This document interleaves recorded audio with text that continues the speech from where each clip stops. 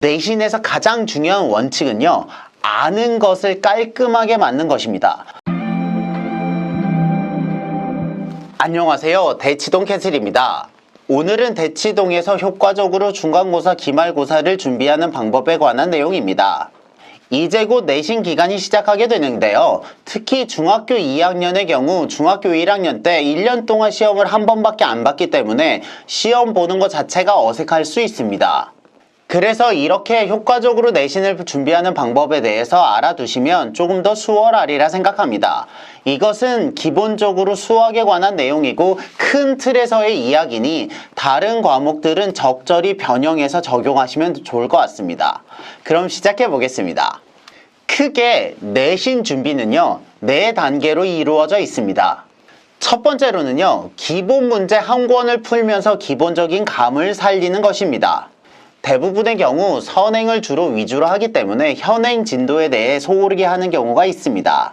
그래서 시험 준비 모드로 한 번에 돌아오는 게 조금 어려운데요. 그럴 때 웜업의 느낌으로 기본 문제집 한 권을 풀면서 감을 되살리게 됩니다. 이럴 때 대표적으로 많이 쓰는 문제집이 앞서 말씀드린 센의 B스텝입니다. 실은 어떤 문제집으로 하든 상관이 없는데요. 대부분의 경우 센으로 많이 하고요. 학교의 시험 문제 난이도가 높은 경우에 이것을 블랙 라벨 등으로 대체하는 경우도 있습니다. 그런데 의외로 학생들의 기억 상태에 따라 이 1단계를 하는데 시간이 많이 걸리는 경우가 있습니다.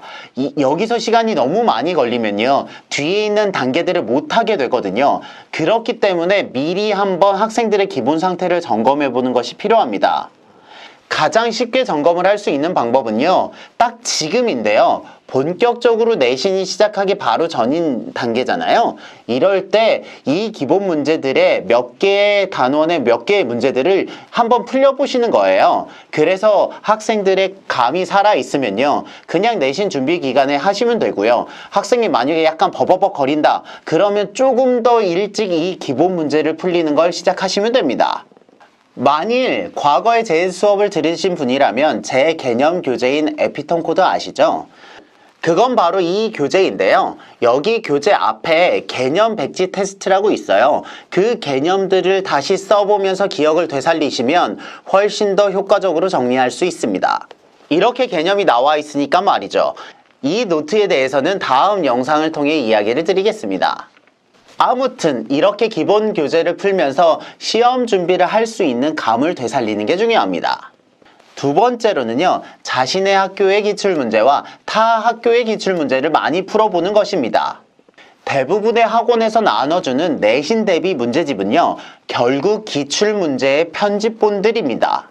첫 번째 단계에서 기본적인 감을 살리셨다면요, 이 두 번째 단계에서 실제적인 실력을 향상시켜야 됩니다. 왜냐면 과거 선행을 할 때는요, 기본 교재, 심화 교재 대부분 2권을 풀고 넘어가기 때문에 이 과정에 대한 깊은 이해가 없습니다.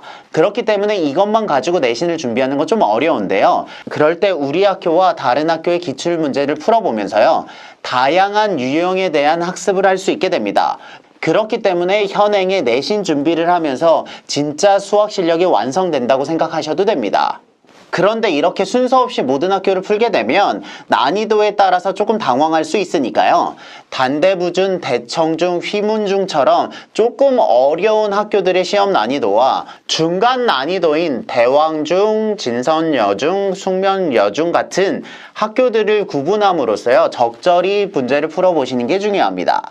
그럼 그렇게 그냥 기출문제를 직접 푸는 거와 학원에서 주는 내신 대비 문제집이 뭐가 다르냐? 그것은 내신 대비 문제집에서는요, 되게 반복되는 유형들 있잖아요. 그런 걸 걸러냈다고만 생각하셔도 좋습니다. 여기서는 최대한 많은 유형을 경험하면서 자신의 실력을 키우는 게 필요합니다. 여기서 가장 중요한 과정 중 하나는요, 이때 풀린 문제들은요, 꼭 오답 노트를 만드셔야 됩니다. 이 오답 노트가 없으면 막판에 정리하기가 좀 애매해질 수 있거든요. 정말 중요한 시간에 힘을 발휘하기 위해서는 오답 노트가 반드시 필요합니다. 세 번째, 실제 기출 문제로 모의고사를 보는 것입니다. 대부분의 경우에는 집에서 그냥 기출 문제를 풀리기 때문에요, 실전과 많이 다를 수 있습니다. 하다못해 답안지 쓰는 시간도 필요한데요. 그 시간을 배정을 안 해서 실제 시험에서 답안지를 미처 작성 못한 경우도 있었거든요. 그렇기 때문에 실제로 다른 학교에서 봤던 기출문제를 가지고 모의고사를 풀면서 전체적인 변수에 대한 점검을 할 필요가 있습니다. 그래서 일부 대치동의 학원들에서는요, 실제 모의고사라고 해서 기출문제들을 편집해서 이렇게 테스트를 할 수 있는 기회를 줍니다. 학생들마다 몇 번의 연습이 가장 최적화일지는 잘 모르겠지만요, 적어도 꼭 이런 연습을 해봐야 되는 것은 사실입니다. 그래서 저는 제 학생들이 시험을 칠 때는요, 각 항목별로 필요한 평균 시간을 배당해 두었습니다. 대개의 경우 총 시험 문제는 23개에서 24개 정도 되고요. 객관식은 18개에서 19개, 주관식 서술형은 4개에서 5개로 구성되어 있습니다. 그래서 저는 학생들에게 한쪽에는 스탑워치를 켜놓고요. 객관식 문제를 다 푸는데 15분, 주관식 문제를 다 푸는데 10분, 객관식 문제를 검토하는데 5분, 주관식 문제를 검토하는데 5분, 답안지를 쓰는데 5분, 그리고 예비시간 5분으로 구성해서 기억하라고 합니다. 이렇게 각 항목별로 평균 소요되는 시간을 정해 놓으면요, 실제 실전에서 내가 문제를 풀 때 지금 내가 문제를 풀고 있는 페이스가 내가 예상하는 것에 비해 빠른지 느린지 적정인지 기준을 세울 수 있거든요. 그래서 이럴 때는요, 프로 선수들처럼 다양한 종류의 시험 방법을 통해서 나에게 적합한 시간 배분과 적합한 환경 설계를 하셔야 됩니다. 조금 더 변태처럼 준비하는 학생들은요, 시험 바로 전에 스니커즈를 먹는 게 좋은지, 가나 초콜릿을 먹는 게 좋은지, 혹은 우황청심원을 먹는 게 좋은지도 테스트를 합니다. 그렇게 여러 가지 테스트를 통해서 내가 실제 시험장에서 최적의 컨디션을 낼 수 있는 환경 설계를 하는 것인데요. 이 영상 하단에 있는 링크처럼 우리가 잘 아는 서장훈 씨가 이런 연습의 결과가 조금 더 지나쳐서 결벽까지 이어지게 되는 것입니다. 저는 이 영상을 보면서 이건 좀 극단적인 사례지만요, 적어도 왜 서장훈 씨가 훌륭한 농구 선수였는지는 알게 되더라고요.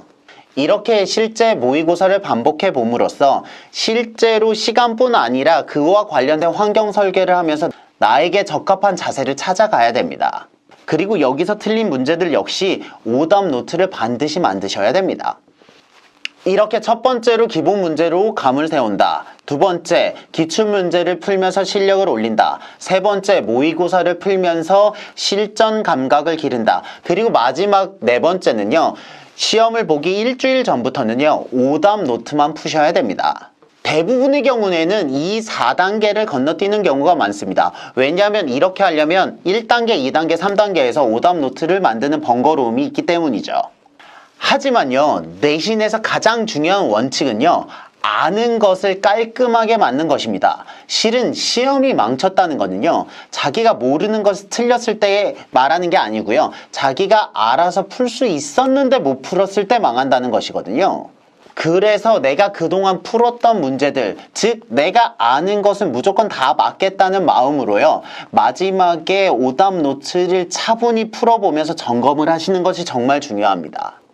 그리고 심리적으로 이 기간에 너무 새로운 것을 많이 풀다가 자기가 모르는 것들이 많이 나오잖아요. 그러면 심리적으로 위축될 수 있거든요. 그렇기 때문에 그동안 내가 했던 노력들을 점검하면서 아, 그래도 내가 이거는 풀 수 있어 라는 자신감을 키워주는 것이 정말 중요합니다.